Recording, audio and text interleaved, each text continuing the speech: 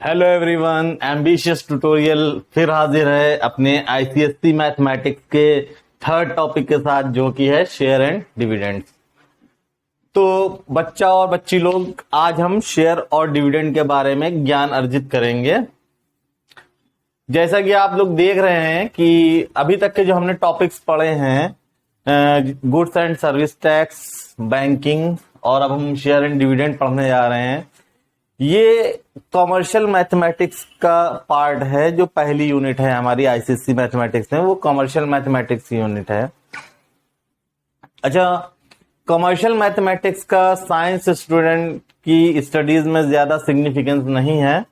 ये 3 टॉपिक इसलिए थोड़ा पढ़ाए जाते हैं कि आपको थोड़ा सा दुनिया के बारे में भी नॉलेज हो जाए, क्योंकि ये ऐसे सेक्टर्स हैं कॉमर्शियल मैथमेटिक्स से जो कि एक आम आदमी की लाइफ में इफेक्ट करते हैं। क्योंकि जैसे कि जीएसटी है, तो लगभग हर इंसान को जीएसटी का सामना करना पड़ता है।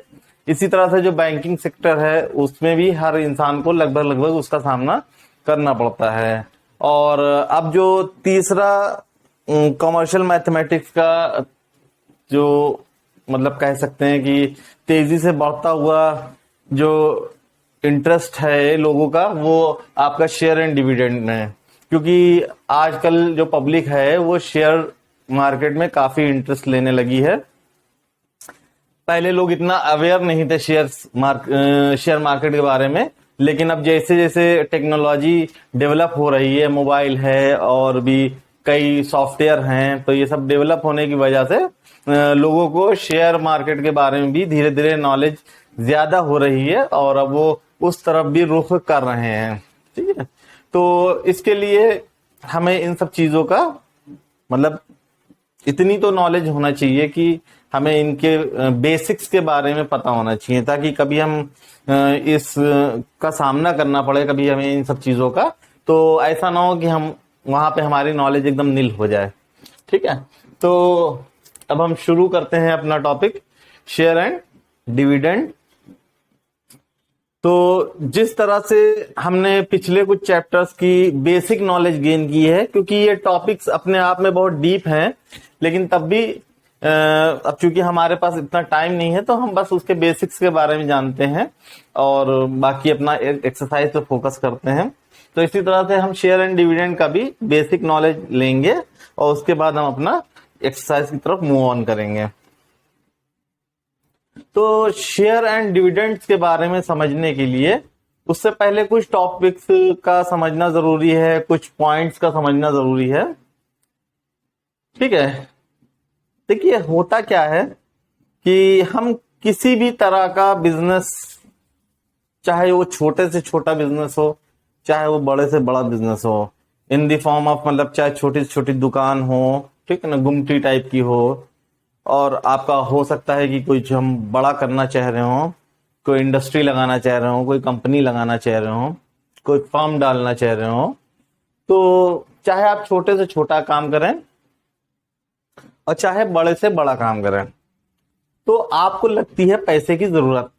क्योंकि बिना पैसे के, बिना फंडिंग के कोई काम भी हो नहीं सकता है। ठीक है ना, फ्री में कोई काम नहीं हो सकता है। तो पैसे की जरूरत रहती है हर काम के लिए, चाहे गुमटी खोलनी हो, चाहे दुकान खोलनी हो, ठीक है ना। इवन आपको अगर ठेला भी लगाना है, ठेले में सब्जी भी लगाना है, तो उसके लिए भी पैसे की जरूरत होती है। वो बात अलग है कि आपको मतलब इसे जैसे जिस तरह के काम होते हैं उस तरह के अमाउंट की जरूरत होती है। किसी में कम अमाउंट में काम चल जाता है, किसी में ज्यादा अमाउंट लगता है। ठीक है ना, जैसे ठेला लगाना है तो भाई आपका 10-12 हजार रुपए में काम हो जाएगा। ठीक है, और गुमटी खोलनी है तो 70-80 हजार रुपए में काम हो सकता है। इसी जगह पे आपको अगर कोई शॉप खोलनी है तो उसके लिए ज्यादा फंड की जरूरत है, क्योंकि या तो आप शॉप परचेज करेंगे या रेंट पे लेंगे। ठीक है, रेंट पे भी लेते हैं तो वहां पे 2 सीनारियो मतलब आपको देखने को मिलते हैं। कुछ शॉप्स होती हैं तो उसके लिए वो आपसे सिक्योरिटी मांगते हैं, और सिक्योरिटी में भी मतलब छोटा मोटा अमाउंट नहीं, एक भारी अमाउंट मांगते हैं सिक्योरिटी का, जिसे हम लोग देसी लैंग्वेज में पगड़ी कहते हैं। तो कहने का मतलब फंड लगता है, अच्छा खासा फंड लगता है। फिर उसमें जो चीज का भी शॉप खोलनी है, गारमेंट की खोलनी है, मेडिसिन की खोलनी है, प्रोविजन स्टोर खोलना है, तो उस हिसाब से उसके अंदर सामान भरना पड़ता है। तो मतलब वहां पे भी एक हैंडसम अमाउंट आपको चाहिए होता है, ठीक है। और जिस लेवल की शॉप खोलेंगे उस लेवल का अमाउंट लगता है। एक नॉर्मल शॉप खोलेंगे तो उस हिसाब से अमाउंट लगेगा, अगर एक आप फैशनेबल शॉप खोल रहे हैं तो उस हिसाब से आपका अमाउंट लगेगा, ठीक। तो जैसे जैसे आप क्वालिटी बढ़ाते जाएंगे अपने बिजनेस की, और तो उस हिसाब से आपका अमाउंट भी बढ़ता जाएगा। अच्छा, और अगर बाय चांस आपको कोई कंपनी खोलनी है, कोई ऑर्गेनाइजेशन खोलनी है, ठीक है, तब तो एक बहुत बड़ा अमाउंट लगता है, ठीक है। अच्छा, तो छोटे अमाउंट में तो एक इंडिविजुअल आदमी खुद ही उसका इंतजाम कर लेता है भाई। 70-80 हजार रुपए की अगर गुमटी लगानी है तो उतना तो आदमी कर लेता है, कहीं से ले दे के कर लेता है, उधार ले लेता है, ठीक ना। तो छोटे मोटे कामों के लिए जो फंडिंग की जरूरत होती है तो वो आदमी खुद अरेंज कर लेता है, ठीक है। लेकिन जब कोई बड़ी फर्म या बड़ी कंपनी खोलनी होती है तो वहां पे एक हैंडसम और एक बिग अमाउंट की जरूरत होती है। तो अब अगर उतना अमाउंट किसी के पास नहीं है, ठीक है ना, या अगर है भी तो आदमी, जैसे मान लिया कि कोई फर्म खोलने के लिए हमें 300 करोड़ रुपए की जरूरत है, या 300 करोड़ तो बहुत बड़ा अमाउंट है, आप 30 लाख रुपए ही रख लीजिएगा, किसी फर्म को खोलने के लिए 30 लाख रुपए की जरूरत लग रही है, ठीक है। तो अगर हमारे पास 30 लाख रुपए हैं भी तो हम पूरे के पूरा पैसा एक साथ इन्वेस्ट करने से थोड़ा सा हिचकिचाएंगे। क्यों? क्योंकि बिजनेस एक रिस्क फैक्टर है, कोई एश्योरिटी नहीं है कि ये सक्सेस हो ही जाएगा, ठीक है। तो रिस्क फैक्टर पे हम अपनी सारी की सारी पूंजी दांव पे नहीं लगा सकते हैं, ठीक है ना। एक बैकअप प्लान लेके चलना रहता है, ठीक है ना, कि अगर हम उसमें फेल हो जाएं तो हमारे पास पीछे एक बैकअप है। ऐसा नहीं है कि पता चला जो रखा था वो सब लगा दिया, फिर कटोरा लेके रोड पे आ गए, चरपैया रुपया डाल के सो रहे हैं, ठीक है ना, फुटपाथ पे। तो ऐसा बेवकूफी कोई नहीं करता है, ठीक है ना। तो अगर हमारे पास पूरा अमाउंट है भी तो हम पूरा इन्वेस्ट नहीं करेंगे, ठीक है ना। कोशिश करेंगे कि हमारे ऊपर रिस्क फैक्टर जितना कम रहे उतना अच्छा। तो अब आप नहीं लगाओगे पूरा अमाउंट तो कौन लगाएगा? अब किसी ना किसी तो लगवाना पड़ेगा अमाउंट ये। अच्छा, अब आप जब पागल नहीं हो, ठीक है ना, आपका दिमाग खराब नहीं हुआ है कि आप सारा का सारा अमाउंट लगा दो, तो अब सामने वाले का भी तो, अब वो तो पागल है नहीं, ठीक है ना। वो भी सोच समझ के ही अगर आप इन्वेस्ट करने के लिए उसको ऑफर करोगे तो वो भी आपका सोच समझ के आपके ऊपर पैसा मतलब इन्वेस्ट करने करेगा, ठीक है ना। ऐसा नहीं कि आंख बंद किया वो झोंक दिया उठा के पैसा। उसके लिए हमें क्या करना पड़ेगा कि सामने वाले को भी ये इत्मीनान दिलाना पड़ेगा, ये एश्योर करना पड़ेगा कि आप कहीं घाटे की जगह पैसा इन्वेस्ट नहीं कर रहे हो। जब तक के इस बात से आप सामने वाले को संतुष्ट नहीं कराएंगे, एश्योर्ड नहीं कराएंगे, तब तक के वो भी आपके प्लान में इन्वेस्ट करने से कतराएगा, ठीक है। तो अभी वो सब हम आगे देखने वाले हैं कि कैसे एश्योरिटी देंगे, क्या है वो सब, तो अभी आगे की बात है। तो खैर कुल मिला के बात ये हो रही थी कि किसी भी बड़ी फर्म को स्टार्ट करने के लिए आपको एक बड़े अमाउंट की जरूरत होती है। तो किसी भी कंपनी, किसी भी बिजनेस, किसी भी ऑर्गेनाइजेशन को शुरू करने के लिए जो एक अमाउंट की जरूरत होती है उसको हम कहते हैं कैपिटल। जैसा कि आप यहां पे देख रहे हैं, the total amount of money needs to start a business, ठीक है। कोई भी बिजनेस स्टार्ट करने के लिए जो टोटल अमाउंट चाहिए रहता मनी का, या total financial assets used in an organisation to initiate its working known as capital. कभी कभी होता है खाली पैसे की बात नहीं होती, प्रॉपर्टी भी लगती है, फर्नीचर भी लगता है, बहुत सारी चीजें लगती हैं। तो जो कुछ भी स्टार्ट करने के लिए लग रहा है। फर्नीचर फ्री में तो आ नहीं जाएगा, पैसे से खरीद के लाएंगे। बिल्डिंग या जगह जो जहां पे हम काम कर रहे हैं वो भी फ्री में नहीं आएगी, या तो परचेज की होगी या तो रेंट पे होगी, उसमें भी पैसा लगेगा। ठीक है ना। तो जो जो कुछ भी शुरुआत में पैसा घसीटता है बिजनेस, ठीक है ना, प्रॉपर्टी के फॉर्म में, फर्नीचर के फॉर्म में और मशीनरीज के फॉर्म में, ठीक है ना, तो वो सब के सब मिला के जहां से स्टार्ट होती है कंपनी, वो उस अमाउंट को हम कैपिटल कहते हैं।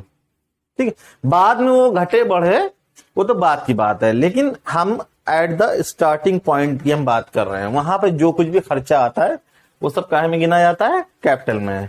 क्योंकि हमें इसका हिसाब रखना पड़ता है, क्योंकि कंपनी का परफॉर्मेंस, जो भी बिजनेस हम खोलने जा रहे हैं उसका परफॉर्मेंस इसी के बिहाफ पे तो पता चलेगा। जब हम इसका हिसाब ही नहीं रखेंगे तो हमें कैसा पता चलेगा 3 साल बाद कि हम प्रॉफिट में है या लॉस में है? ठीक है। अगर 3 साल बाद हमारी कंपनी की जो वर्थ है, ठीक है ना, वो इससे ज्यादा हो गई तो इसका मतलब हमारी कंपनी प्रॉफिट में है। और अगर 3 साल बाद हमारी जो कंपनी की वर्थ है वो इससे कम हो गई तो इसका मतलब हमारी कंपनी लॉस में जा रही है। प्रॉफिट लॉस का तो यही इसी से तो पता चलेगा ना। ठीक है ना। तो इसका हिसाब रखना बहुत जरूरी है कैपिटल का, कि हमने अगर कोई बिजनेस स्टार्ट किया है, कोई ऑर्गेनाइजेशन स्टार्ट की है, तो हमने उसमें शुरुआत करने में कितना पैसा लगाया है। तो ये आपका हो गया कैपिटल। ठीक है। अच्छा, कंपनीज या फर्म्स की बात करें तो अब हम वही है ना कि हम ज्यादा डेप्थ में नहीं जा सकते हैं, क्योंकि हम क्लास 10th का टॉपिक पढ़ रहे हैं शेयर एंड डिविडेंड, तो हम आपको बेसिक नॉलेज ही देंगे। तो वैसे तो कंपनीज के बहुत सारे टाइप्स होते हैं, तरह तरह की कंपनीज होती हैं, ठीक है ना। लेकिन चूंकि बात चल रही है शेयर एंड डिविडेंड की, तो हम शेयर एंड डिविडेंड के पॉइंट ऑफ व्यू से कंपनी को देखने की कोशिश करेंगे। ठीक है। तो उन्हीं कंपनीज में जो कंपनी के टाइप्स हैं, तो उन्हीं में एक टाइप होता है कंपनी का पीएलसी, पब्लिक लिमिटेड कंपनी। ठीक है। PLC, public limited company. इस तरह की कंपनीज क्या होती हैं, इनके जो ओनर्स होते हैं, तो वो जो भी कंपनी में कैपिटल लगनी होती है, टोटल अमाउंट लगना होता है स्टार्ट करने में, ठीक है, तो वो खुद ना लगा के, मतलब खुद भी लगाते हैं, उसका कुछ परसेंट लगाते हैं। ठीक है ना। और बाकी पैसा जो है वो पब्लिक से इन्वेस्ट करवाते हैं। ठीक है। A public limited company offers shares to the general public and has limited liability. ठीक है ना। ऐसी कंपनी है पब्लिक लिमिटेड कंपनी जो मार्केट के लोगों से, मतलब आम पब्लिक से पैसा इन्वेस्ट करवाती है अपनी कंपनी को स्टार्ट करने के लिए। ठीक है।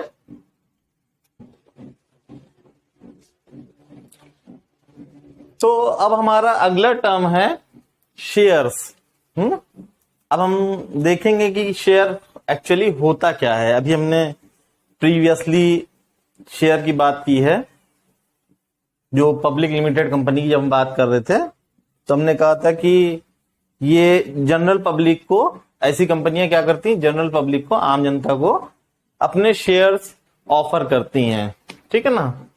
तो क्या है शेयर, व्हाट इज शेयर? तो जैसे कि अभी बात चल रही थी कि किसी भी कंपनी को स्टार्ट करने के लिए किसी एक अमाउंट की जरूरत होती है जिसको हम कैपिटल बोलते हैं, और पब्लिक लिमिटेड कंपनी ये अमाउंट पब्लिक से इन्वेस्ट करवाती है, मतलब पब्लिक से लेती है। ठीक है। तो जब भी इस तरह की कंपनी डेवलप होती हैं, पब्लिक लिमिटेड कंपनीज, तो वो पहले अपने कैपिटल का एनालिसिस करती हैं कि हमें इस कंपनी को शुरू करने में क्या कैपिटल लग सकती है।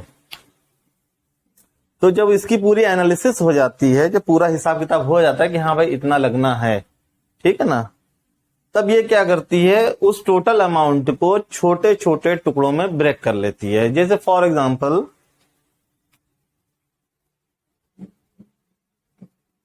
एक कोई कंपनी है,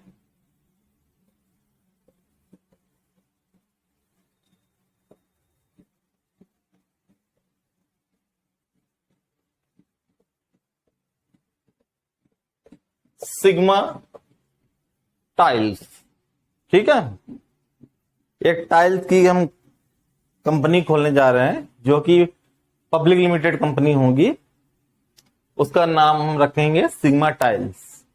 और इस कंपनी को स्टार्ट करने के लिए जो टोटल अमाउंट हमको चाहिए, जिसे हम कंपनी की कैपिटल कहेंगे, तो वो हमको चाहिए है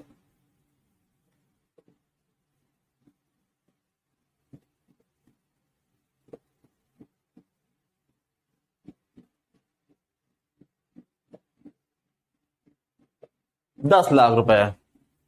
ठीक है, 10 लाख रुपए हमें कंपनी को स्टार्ट करने के लिए चाहिए। अब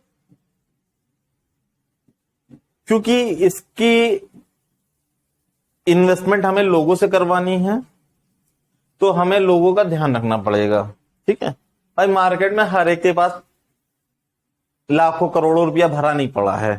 ठीक है, और हमें ये इन्वेस्टमेंट आम जनता से ही करवाना है, जनरल पब्लिक से ही करवाना है। तो हम क्या करते हैं कि इस अमाउंट को ऐसे छोटे छोटे टुकड़ों में तोड़ते हैं कि सामने वाले के लिए कन्वीनियंट रहे कि इसको वो परचेस कर सके। ठीक है, अब पता चला 10 लाख का इन्वेस्टमेंट करवाना है और हमने 1-1 लाख के 10 शेयर कर दिए। तो भाई जिसके पास 1 लाख रुपया होगा वही बेचारा खरीद पाएगा इसके शेयर, और इस तरह से सिर्फ 10 हिस्सेदार हो पाएंगे इस कंपनी के। ठीक है ना, और फिर उसके लिए इनको कंपनी को वेट करना पड़ेगा। अब पता नहीं कब मिले 10 लोग 1-1 लाख रुपए इन्वेस्ट करने वाले हैं। ठीक है, तो पता चला कि इसके जो पार्ट्स किए वो 500 रुपीज ईच, 500 रुपए के टुकड़े कर दिए इसके। इस हिसाब से जो टोटल पार्ट्स हुए 10 लाख डिवाइडेड बाय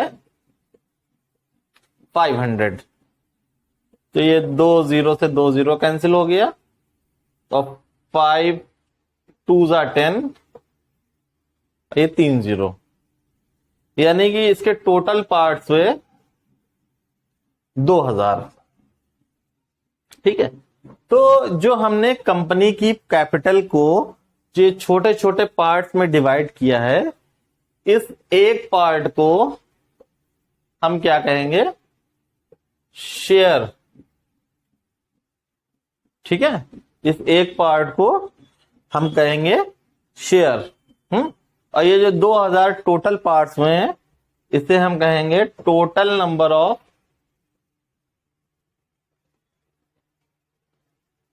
शेयर्स 2000। ठीक है, तो शेयर क्या होता है, कंपनी की टोटल कैपिटल का एक पार्ट होता है। ठीक है, जो स्मॉलेस्ट पार्ट होता है, जो हमें लोगों से इन्वेस्ट करवाना रहता है, वो उसे हम क्या कहते हैं, शेयर कहते हैं।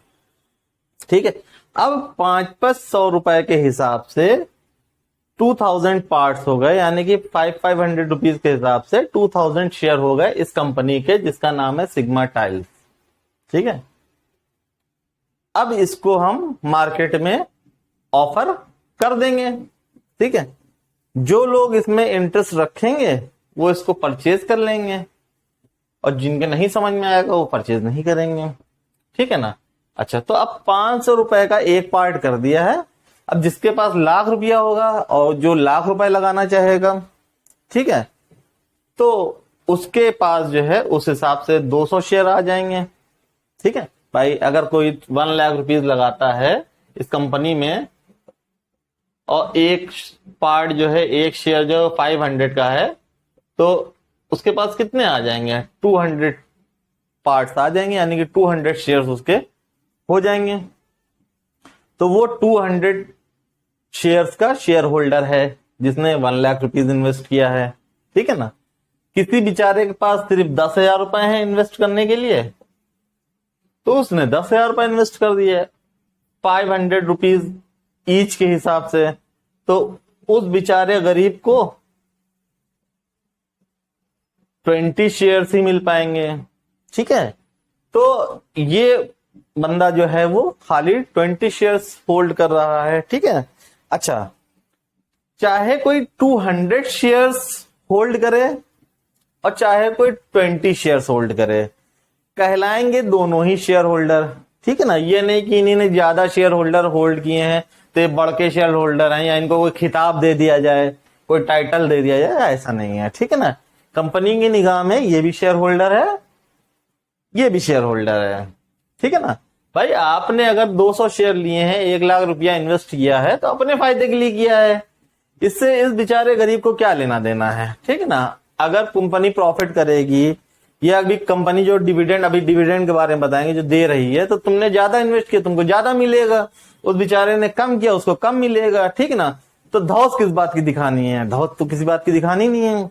तो ये भी शेयर होल्डर है और ये भी शेयर होल्डर है, दोनों ही शेयर होल्डर है, बस दोनों की हिस्सेदारी अलग अलग है। ठीक है ना, उनकी हिस्सेदारी उनके इन्वेस्टमेंट पे डिपेंड करती है कि कौन कितना इन्वेस्ट कर रहा है। तो ये पूरा सीन है आपके शेयर्स का। ठीक है, इसके अलावा और कुछ टेक्निकल टर्म है शेयर एंड डिविडेंड में, आगे देखते हैं।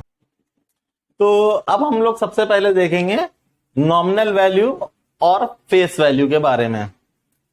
ठीक है, जैसे कि अभी सिग्मा टाइल्स की बात चल रही थी, तो वहां पे उसमें टोटल इन्वेस्टमेंट जो होना था वो 10 लाख रुपीस का था। तो जो हमने उसके जो छोटे छोटे पार्ट्स किए थे, तो वो पार्ट जो था 500 रुपीज ईच का आया था। तो बता रहे हैं कि the price of share declared by company when it was issued. ठीक है, मतलब जब कंपनी शेयर को मार्केट में इशू करने वाली होती है, ठीक है, तो उस टाइम जो कंपनी डिक्लेयर करती है उसका प्राइस, जैसे सिग्मा टाइल्स का जो प्राइस डिक्लेयर हुआ था शेयर का, वो 500 रुपीज हुआ था शेयर का। ठीक है ना, जो कंपनी इसको इशू करने वाली थी, तो उस प्राइस को हम नॉमिनल वैल्यू या फेस वैल्यू कहते हैं। जो वैल्यू कंपनी डिसाइड करती है, जो प्राइस कंपनी डिसाइड करती है, ठीक है, जिस टाइम कंपनी बन रही होती है, स्टार्ट हुई होती है, तो जैसे ही मार्केट में शेयर फ्लोट होता है, जाता है, तो जो प्राइस कंपनी डिसाइड करके भेजती है, उस प्राइस को हम नॉमिनल वैल्यू या फेस वैल्यू कहते हैं। ठीक है, एक बार शेयर मार्केट में पहुंच गया, ठीक है, उसके बाद उसका परफॉर्मेंस सामने आता है कुछ दिन बाद में, 2 दिन बाद, 10 दिन बाद, महीना भर बाद, ठीक है ना, साल भर बाद, जैसे जैसे टाइम बीतता है, तो उसका परफॉर्मेंस, उस कंपनी का, उस प्रोडक्ट का परफॉर्मेंस सामने आता है। अब अगर उसका परफॉर्मेंस बेहतर जा रहा है, लोगों को वो कंपनी या वो प्रोडक्ट समझ में आ रहा है, तो क्या हो रहा है कि उस प्रोडक्ट की या उस कंपनी की वैल्यू लोगों की नजर में बढ़ रही है। ठीक है ना, कोई भी कंपनी देखिए अगर स्टार्ट होती है, तो शुरू में उसके प्राइस इतने हाई नहीं होते हैं, क्योंकि वो शुरू में ही अगर हाई प्राइस से लॉन्च करेगा तो फिर जो है मार्केट में जम नहीं पाएगा। ठीक है ना, तो एक वो नॉर्मल प्राइस पे जो भी होता है वो लॉन्च करता है। जब चीजें लोगों के समझ में आने लगती हैं, जब उनकी वैल्यू बन जाती है लोगों की नजर में, तब वो क्या करते हैं, धीरे से अपने प्राइस रेज करते हैं, बढ़ाते हैं। ठीक है ना, तो यहां भी यही सीन है, जब शेयर हमारा मार्केट में पहुंच गया और लोगों ने उसका परफॉर्मेंस देखा, ठीक है, तो जब लोगों की निगाह में, नजर में उसकी वैल्यू, उसकी वर्थ जो है वो बढ़ गई, ठीक है, तो अब ये तो कंपनी के प्रोडक्ट के परफॉर्मेंस है, बढ़ भी सकती है और घट भी सकती है। ठीक है, हो सकता है कि एक्सपेक्टेशंस के हिसाब से परफॉर्मेंस ना हो पाया हो, तो लोगों की निगाह में वैल्यू घट भी जाती है। और कभी कभी ऐसा होता है कि न्यूट्रल मामला रहता है कि जो जैसा भेजा था वैसे ही परफॉर्मेंस रह रहा है। ठीक है, ना वैल्यू घट रही ना बढ़ रही है। ठीक है, खैर, तो शेयर इशू होने के बाद में, लॉन्च होने के बाद में मार्केट में, उसके कुछ दिन बाद जो मार्केट उसकी वैल्यू डिसाइड करती है, ठीक है ना, वो उसकी मार्केट वैल्यू कहलाती है।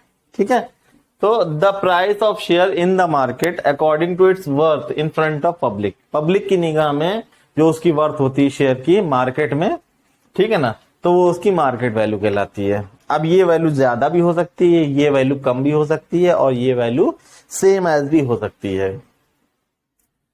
मान लिए कोई कंपनी लॉन्च हुई, साल भर बाद 2 साल बाद उसका परफॉर्मेंस बहुत अच्छा रहा, तो लोगों की नजर में उसकी वर्थ बढ़ गई उसके शेयर की, ठीक है ना, तो यानी कि उसकी मार्केट वैल्यू बढ़ गई। ठीक है, जो फेस वैल्यू डिसाइड हुई थी, मार्केट वैल्यू उससे ज्यादा हो गई क्योंकि उसका परफॉर्मेंस अच्छा जा रहा है। इन दैट केस 3 केसेस यहां पे बनते हैं। एक अबव पार का, एक एट पार का, और एक बिलो पार का। ठीक है,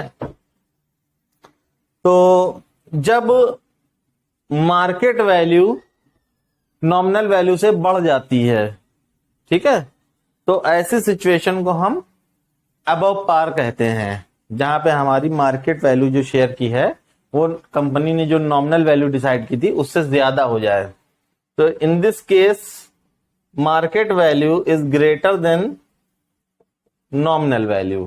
ठीक है, अभी कंपनी ने जितने का शेयर निकाला था नॉमिनल वैल्यू पे, उससे वैल्यू बढ़ चुकी है। ठीक है ना, और ये जो बढ़ा हुआ अमाउंट है, फॉर एग्जांपल सिग्मा टाइल्स का जो शेयर कंपनी ने इशू किया था वो 500 रुपए का इशू किया था, उसकी नॉमिनल वैल्यू 500 थी।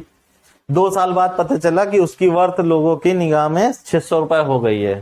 ठीक है, तो यहाँ क्या हुआ, 100 रुपीज का इंक्रीमेंट हो रहा है एक शेयर पे। ठीक है ना, तो आम लैंग्वेज में तो ये प्रॉफिट कहलाएगा भाई, अगर धंधे की निगाह से देखा जाए तो ये प्रॉफिट कहलाएगा, लेकिन शेयर मार्केट की थोड़ा सा टर्मिनोलॉजी अलग है। वो प्रॉफिट इसको नहीं कहते हैं, वो इसको कहते हैं प्रीमियम। ठीक है ना, तो ये जो इंक्रीज्ड वैल्यू है वो उस क्या कहलाएगी, प्रीमियम कहलाएगी, प्रॉफिट ना कहला के प्रीमियम कहलाएगी। तो यहां पे जो प्रीमियम निकलेगा, premium is equal to market value minus nominal value, क्योंकि मार्केट वैल्यू बड़ी है और नॉमिनल वैल्यू छोटी है, तो मार्केट वैल्यू में से नॉमिनल वैल्यू माइनस करके हम अपना प्रीमियम निकाल सकते हैं।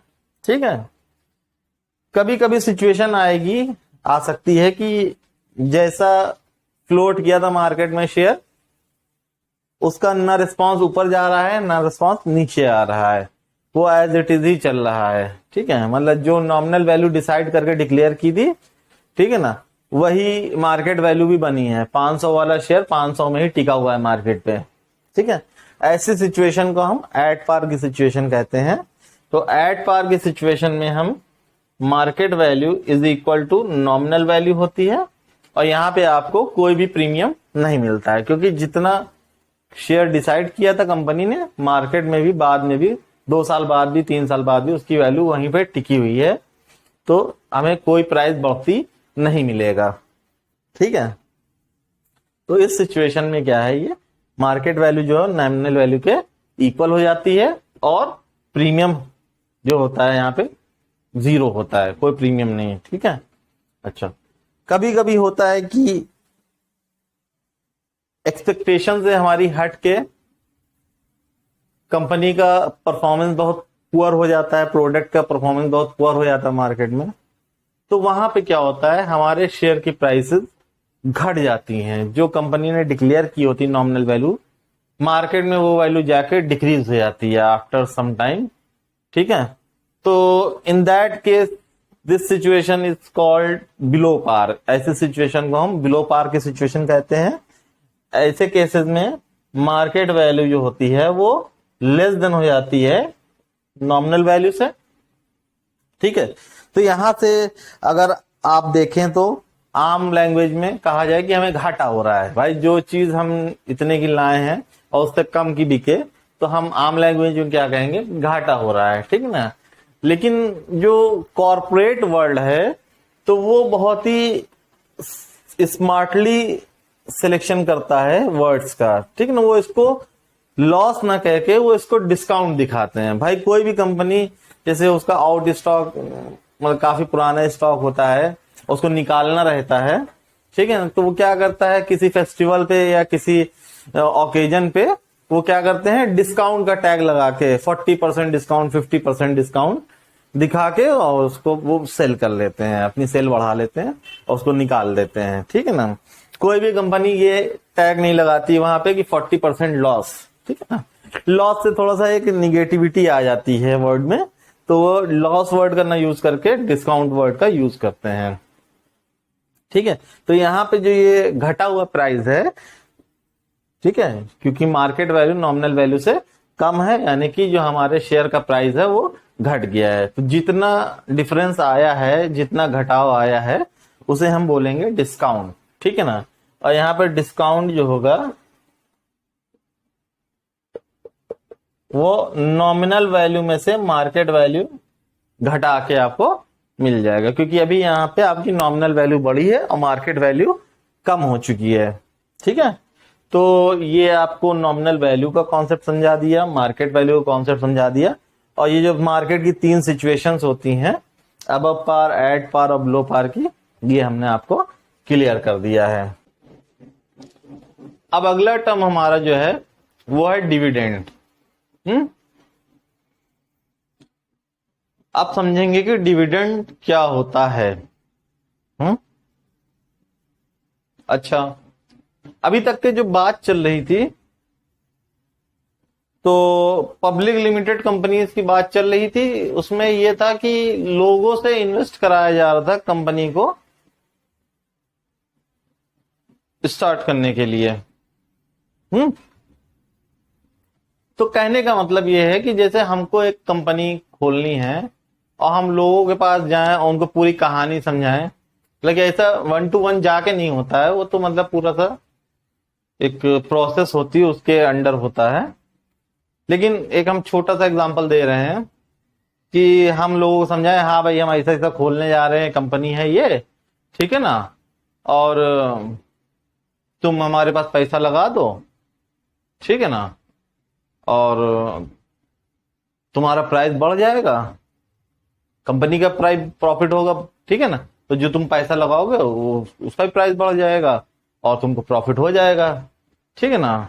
तो अब सामने वाला बेचारा दिमाग से पैदल तो है नहीं, ठीक है ना, उसके दिमाग में ये भी तो क्लिक करेगा कि भाई प्रॉफिट जरूर, कोई गारंटी तो है नहीं कि प्रॉफिट होगा ही होगा। अगर आपकी कंपनी जो भी आप करने जा रहे हो अगर वो घाटे में चली जाती है, उसका परफॉर्मेंस नहीं अच्छा रहता है, ठीक है, तो मेरा पैसा कौन लौटाएगा, ठीक है ना, तब तो मेरा तो लॉस हो जाएगा। तो खाली इस फैक्टर पे कि कंपनी प्रोग्रेस कर गई तो प्रॉफिट होगा या कंपनी प्रोग्रेस ना की तो लॉस होगा, तो इस फैक्टर पे खाली कोई पैसा इन्वेस्ट नहीं करेगा, ठीक है ना। ये तो एक जुआ टाइप का हो गया, ठीक है, कि या आर या पार वाला मामला हो गया, ठीक ना। तो ऐसी जगहों पे लोगों का इंटरेस्ट कम होता है इन्वेस्ट करने का, ठीक है। तो कंपनी एक अलग स्ट्रेटेजी लेके आती है, क्या है कि कहती है कि तुमने जो हमारी कंपनी में पैसा इन्वेस्ट किया है in the form of share purchasing, ठीक है, उसका बाद में जो फैसला हो तो उस फैसले को तो आप छोड़ दीजिए, ठीक है। बाद में कंपनी का हो सकता है कि परफॉर्मेंस अच्छा हो जाए, शेयर का प्राइस बढ़ जाए, ठीक है, प्रॉफिट भी हो सकता है। कुछ फेजेस आती हैं जहां पे कंपनी का परफॉर्मेंस गिर जाता है, शेयर की वैल्यू गिर जाती है, ठीक है ना। अच्छा, तो वहां पे जरूरी नहीं है ना कि आप अगर गिर गई है प्राइस शेयर की तो आपसे कौन कह रहा है कि आप शेयर सेल करो, आप पड़ा रहने दो, ठीक है ना, क्योंकि ये परमानेंट तो वैल्यू गिरी नहीं है। ऐसा तो है नहीं कि कंपनी बैंकरप्ट हो गई है, अब फकीर हो गए हैं, ठीक है ना, किसी को कुछ वापस नहीं कर सकते, वो 19-20 ऊंच नीच तो चला करता है, ठीक है ना। ये तो उस सिचुएशन में जब कंपनी एकदम बैंकरप्ट हो जाए, ठीक है ना, मालिक भाग जाए, जैसे भाग रहे हैं आजकल लोग, ठीक है ना, तो उस केस में तो आपका पूरा पैसा डूब जाएगा, ठीक है ना। तो कंपनी कहती है कि ठीक है, आप वो तो सब तो बात की बातें हैं कि कंपनी कैसा परफॉर्म करेगी, ये तो ना हम देखा है ना आप देखा है, वो ठीक है ना। तो अब आप इस डर से पैसा ना इन्वेस्ट करो, तो ये तो गलत बात है ना। तो हम आपको कुछ और ऑफर देते हैं, अब तो आप इन्वेस्ट करोगे पैसा हमारे पास। तो कंपनी कहती है कि आप जितना भी अमाउंट हमारी कंपनी में इन्वेस्ट करोगे in the form of shares, ठीक है ना, उस पे हम आपको एनुअल इंटरेस्ट भी देंगे, ठीक है। तो मतलब एक अमाउंट आपका बंधा बंधाया वो आपका हर साल आता रहेगा, ठीक है। वो बाकी परफॉर्मेंस हो सकता है आपका बढ़ भी जाए, हो सकता है आपका वैल्यू घट भी जाए, ठीक है ना। वो घटाओ बढ़ाओ तो चलता रहेगा, ये तो शेयर मार्केट है, ठीक है ना। लेकिन जो हम ये आपको एक बंधा हुआ रेट आपको हम देते रहेंगे in the form of interest, ठीक है ना। तो जो एक शेयर पे ठीक है, जो वो एनुअल इंटरेस्ट दे रही है कंपनी, उसे हम कहते हैं डिविडेंड, ठीक है ना। अब वो जो भी कंपनी डिक्लेयर करे, 8% डिक्लेयर करे, 10% डिक्लेयर करे, 15% डिक्लेयर करे, तो वो एक शेयर पे जो कंपनी आपको इंटरेस्ट दे रही है, एनुअल इंटरेस्ट दे रही है, वो आपका कहलाएगा डिविडेंड, ठीक है ना। मतलब इसको आप यूं समझ लीजिए कि खाली इस रिस्क से कोई मकान खरीदें कि हम इसका 3 साल इंतजार करके जब इसकी वैल्यू बढ़ेगी तो हम बेच लेंगे, ठीक है ना। देखिए टाइम लोगों का एक जैसा रहता नहीं है, हम तो इस नियत से ले रहे हैं कि 3 साल बाद वैल्यू बढ़ जाएगी, ठीक है ना, तब हम इसको बेचेंगे, ठीक है ना। पता चला कि बीच ही में हमें इमरजेंसी में कोई दुर्घटना घट गई, उसकी वजह से हमको क्या करना पड़ा, वो मकान बेचना पड़ा। तो जब कोई चीज जल्दबाजी में बेची जाती है तो क्या होता है कि घाटे बेचनी पड़ती है, क्योंकि अब हमें इमरजेंसी में पैसे की जरूरत है।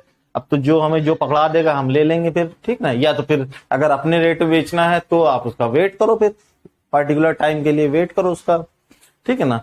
तो इस खाली फैक्टर पे हम कोई मकान खरीद लें कि हम 3 साल बाद इसकी वैल्यू बढ़ा के हम बेच लेंगे, ठीक है ना, तो कर सकते हैं। लेकिन एक तरह से बेवकूफी, जब हम मकान खरीद ही रहे हो 3 साल के लिए वेट करो तो उसमें किराएदार डालो, ठीक है, किराएदार डालो, 3 साल किराया लो, बढ़िया मौज काटो, उसके बाद वैल्यू बढ़ा के बेच भी लो अगर जरूरत हो, वरना आप उसी से किराए से सेटिस्फाई हो तो पड़ा रहने दो मकान, किराया तो हमारा आ ही रहा है, ठीक है ना।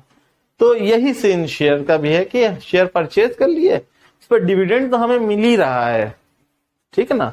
अब बाद में अगर वैल्यू बढ़ेगी तो देखा जाएगा, घटेगी तो भी देखा जाएगा, हम कौन सा बेचने के लिए खड़े हैं, ठीक है ना।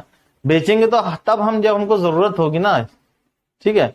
या एकदम से वो बात अलग है, एकदम से उसके प्राइस बूम हो जाए, ठीक है, 500 वाली चीज 1500 की हो जाए, ठीक है ना। अब हमें डर ये है कि ये वापस से 500 पे आ सकती है, तो हमने 1500 के टाइम पे बेच लिया, ठीक है ना, क्योंकि हमें वहां प्रीमियम मिल रहा है, ठीक है।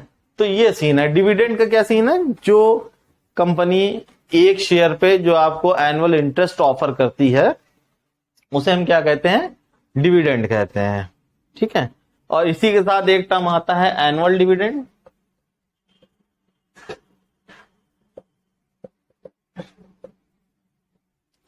अब आपने, ये तो एक शेयर का था, अब मान लिया कि आपने 20 शेयर खरीदे हैं, 20 शेयर्स, तो 20 शेयर पे जो टोटल इनकम आ रही है एक साल में, ठीक है ना, जो टोटल इंटरेस्ट आ रहा है एक साल में, वो आपका एनुअल डिविडेंड कराएंगे, ठीक है ना। अच्छा यहां पे भी देखिए इंटरेस्ट की भी उन्हीं ने टर्मिनोलॉजी चेंज कर दी है, उसको इंटरेस्ट ना कह के इन्होंने क्या कहा है, डिविडेंड कहा है, ठीक है ना। और ये एज अ इनकम आपको दिखाया गया, डिविडेंड को वो क्या शो कर रहे हैं, आपके शेयर्स से जो एनुअल आने वाली इनकम है वो शो कर रहे हैं, ठीक है ना। वो ये नहीं कह रहे कि हम आपको एनुअल इंटरेस्ट दे रहे हैं, नहीं, आपको एनुअल इनकम दे रहे हैं, क्योंकि आपका पैसा हमारे पास इन्वेस्ट है, हम उस पर आपको इनकम दे रहे हैं, ठीक है ना। तो ये डिविडेंड है और ये एनुअल डिविडेंड है। तो लगभग लगभग सारे पॉइंट्स हमने कवर कर लिए हैं शेयर एंड डिविडेंड के। अब हम अपना पूरा एक स्लॉट में हम इसका पूरे फॉर्मूले देख लेंगे, कौन कौन से फॉर्मूले यहाँ पे यूज हो सकते हैं, उसके बाद ये टॉपिक वाइंड अप। तो अब हम शेयर एंड डिविडेंड में यूज होने वाले फॉर्मूले के बारे में देखेंगे, ठीक है ना। ये देखिए 3 केसेस तो हम अभी पीछे डिस्कस कर चुके हैं कि जो 3 सिचुएशंस आती हैं, अबव पार, एट पार और बिलो पार की सिचुएशंस।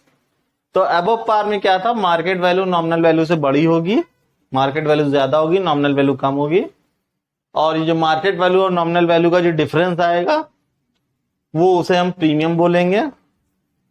कभी कभी होता है कि ये प्रीमियम परसेंटेज के फॉर्म में दिया होता है कि एट 8% प्रीमियम, ठीक है ना।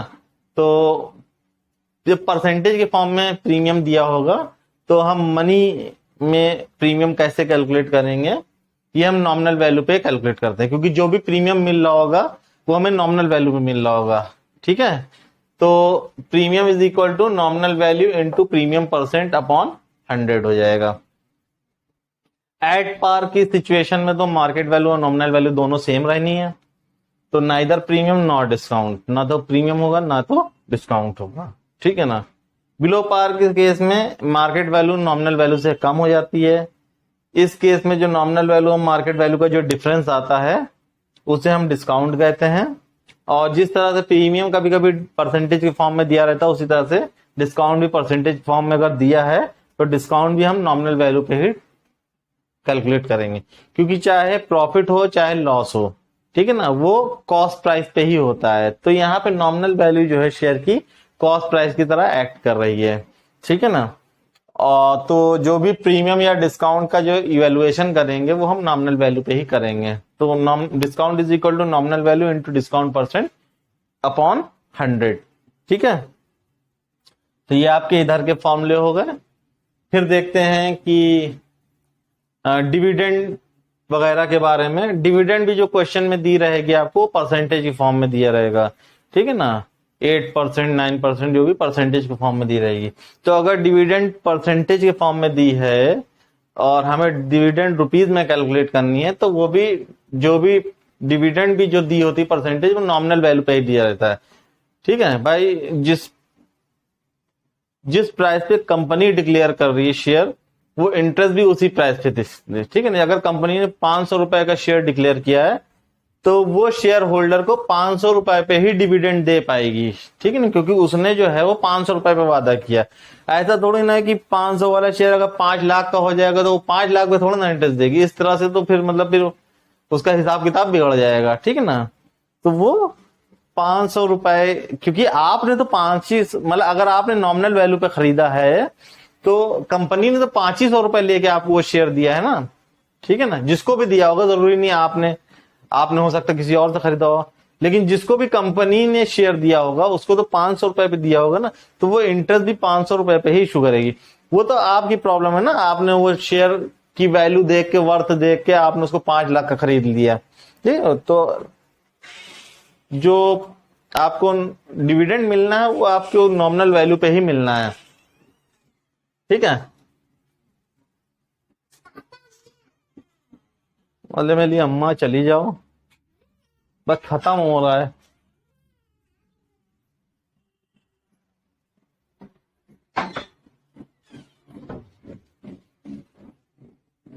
तो जो डिविडेंड कैलकुलेट किया जाएगा, dividend is equal to nominal value into dividend percent upon 100।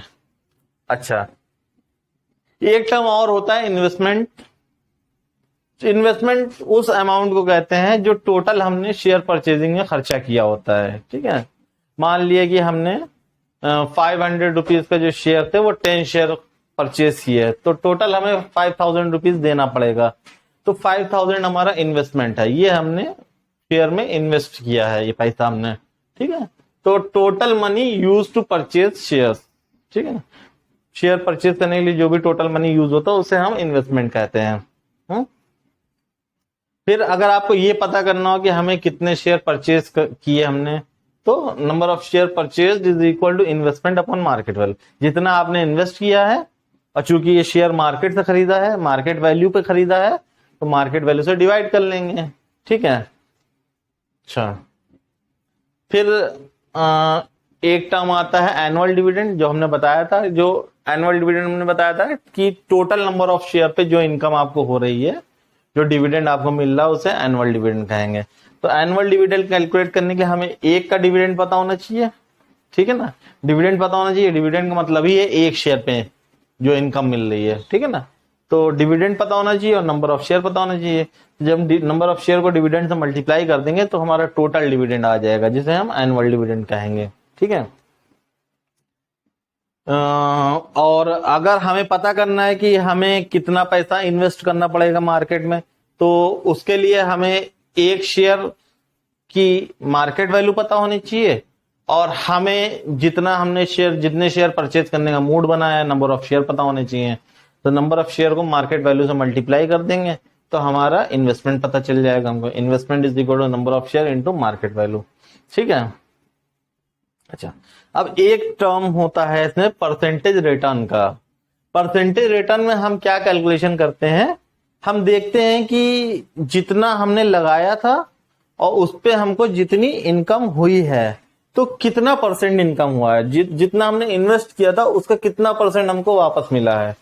ठीक है ना, तो परसेंटेज रिटर्न का क्या होता है, एनुअल डिविडेंड, ये जो हमें मिल रहा है ये हमारी इनकम है साल भर की, और हमने लगाया क्या था, इतना लगा के इतना पाया। ठीक है ना, तो annual dividend upon investment into 100। तो इस तरह से हमें क्या होता है कि हमें परसेंटेज रिटर्न पता चल जाता है कि हमने कितने परसेंट हमको रिटर्न हो गया। ठीक है। अच्छा, इसका परसेंटेज रिटर्न का एक फॉर्मूला और होगा। अगर आप यहां देखें तो एनुअल डिविडेंड का फॉर्मूला है number of share into dividend, और इन्वेस्टमेंट का फॉर्मूला है number of share into market value. अगर ये वैल्यू हम उठा के यहाँ रख दें, इस पे यहाँ पे इसकी जगह पे ये रख दें और इसकी जगह पे ये रख दें, ठीक है ना, तो यहाँ से नंबर ऑफ शेयर कैंसिल हो जाएंगे, ऊपर डिविडेंड बचेगा, नीचे मार्केट वैल्यू बचेगी। तो ये एक फॉर्मूला यहाँ से और आ रहा है, dividend upon market value into 100। तो एक परसेंटेज रिटर्न का फॉर्मूला ये आया और एक परसेंटेज रिटर्न का फॉर्मूला ये आया। अब जिस हिसाब से डेटा दिया हो उस हिसाब से आप फॉर्मूला यूज करके और अपनी पूरी कैलकुलेशन कर लेंगे। अच्छा, इतना सब कुछ होने के बाद भी, सारे कॉन्सेप्ट वगैरह पता करने के बाद भी, जो सबसे अहम बात यह है कि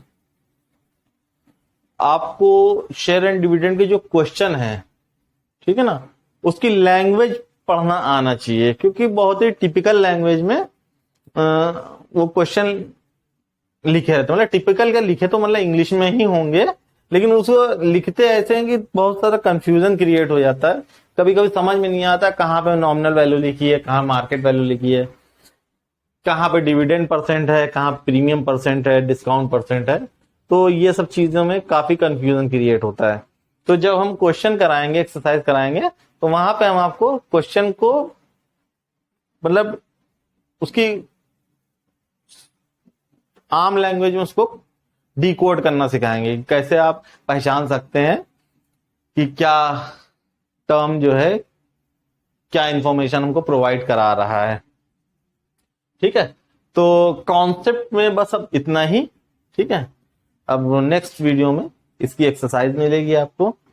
तो उम्मीद करते हैं कि आपके शेयर एंड डिविडेंड के जो कॉन्सेप्ट हैं वो बहुत अच्छे से क्लियर हुए होंगे, और आप अब एक्सरसाइज में धूम मचाने वाले हो और जम के क्वेश्चन लगाएंगे। तो बने रहिए हमारे साथ, हमारे चैनल को सपोर्ट करिए, लाइक कीजिए, सब्सक्राइब कीजिए। ठीक है, थोड़ा हमारा भी मोरल हाई करने की कोशिश करिए, क्योंकि जितना ज्यादा मोरल हाई होगा उतना और मेहनत के साथ, उतनी और क्वालिटी के साथ वीडियो बना पाएंगे और आप लोगों की प्रॉब्लम्स दूर कर पाएंगे। ठीक है, किसी तरह की कोई क्वेरी हो, कोई कंफ्यूजन हो, कोई डाउट हो, कमेंट बॉक्स खुला हुआ है, झमाझम अपनी क्वेरियां वहां पे फेंकिए। आपको विद इन 24 आवर्स आपको उसका सॉल्यूशन मिलेगा। बस आपको हमारे साथ ट्यून रहने की जरूरत है। ठीक है, तो ट्यूनिंग बनाए रखिए। Okay, thank you so much.